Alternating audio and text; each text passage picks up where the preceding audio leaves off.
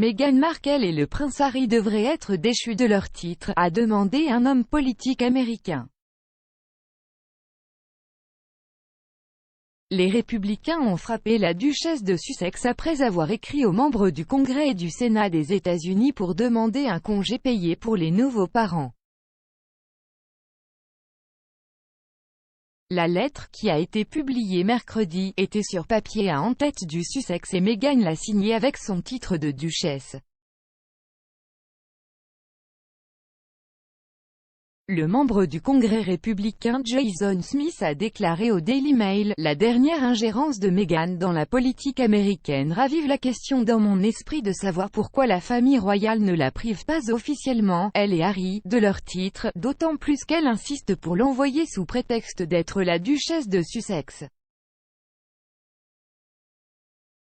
La représentante Lisa McClain a ajouté « Meghan Markle est incroyablement déconnectée du peuple américain et devrait s'en tenir à agir au lieu d'essayer de faire de la politique. La dernière chose dont nous avons besoin en ce moment, ce sont de riches célébrités qui imposent leurs programmes libéraux au peuple américain. » Harry et Meghan ont conservé leur titre de Sussex lorsqu'ils ont quitté leur fonction royale, mais ont accepté de cesser d'utiliser leur style de RHS. En vertu de l'accord du couple avec la reine, ils peuvent toujours utiliser leur titre de duc et de duchesse de Sussex. La reine se sent hantée par la crise d'abdication de 1936, le commentateur royal Richard Eden a déclaré à Mail Plus Palace Confidential, « C'est merveilleux que nous ayons un monarque qui est prêt à travailler si dur, à continuer à travailler jusqu'à ses 95 ans. Je veux dire dans ce pays en général, les gens prennent leur retraite 30 ans plus tôt que ça, donc c'est un exploit incroyable. Je pense juste qu'après une vie de service, nous devrions dire à la reine vous pouvez prendre votre retraite, n'hésitez pas à prendre votre retraite, je veux dire que nous avons deux papes en ce moment, le pape Benoît a pris sa retraite. Cela peut être fait, je pense qu'elle ressent un engagement si fort qu'elle a fait à la nation, elle est hantée par l'abdication de 1936 et elle est déterminée à servir jusqu'à sa mort. Je ne pense pas que cela soit nécessaire, la famille royale ne s'effondrera pas si elle prend sa retraite et passe le relais. La reine, durement touchée par l'annulation d'un voyage en Irlande du Nord, la reine a probablement été durement touchée par l'annulation de sa visite en Irlande du Nord, selon un commentateur. Zoé Forcey, qui anime le podcast Royal Pod Save the Queen, a déclaré « Nous savons évidemment qu'elle a dit que c'était avec un profond regret qu'elle était vraiment déçue de ne pas pouvoir y aller. Donc, nous savons que c'est quelque chose qu'elle n'aime pas. Elle est visiblement très engagée dans son travail. Aucun membre de la famille royale n'aime annuler ses engagements, mais la reine en particulier, cela l'aurait probablement frappé assez durement. C'est aussi un avis si tardif, il y a tellement de plans en place. » Angela Levin explique le vœu religieux derrière le refus de la reine de renoncer à ses fonctions royales. La biographe royale Angela Levin a affirmé que la raison du refus de la reine de renoncer à l'une de ses fonctions royales se résumait à un vœu religieux que le monarque avait fait lorsqu'elle était plus jeune. Madame Levin a déclaré à Talk Radio, mais la raison principale est religieuse. Quoi 21 ans, elle a dit qu'elle ferait de son mieux pour être la reine, et avec l'aide de Dieu, elle le ferait jusqu'à sa mort. Le couronnement l'a confirmé parce qu'il s'agit d'un événement sacré, ainsi que royal.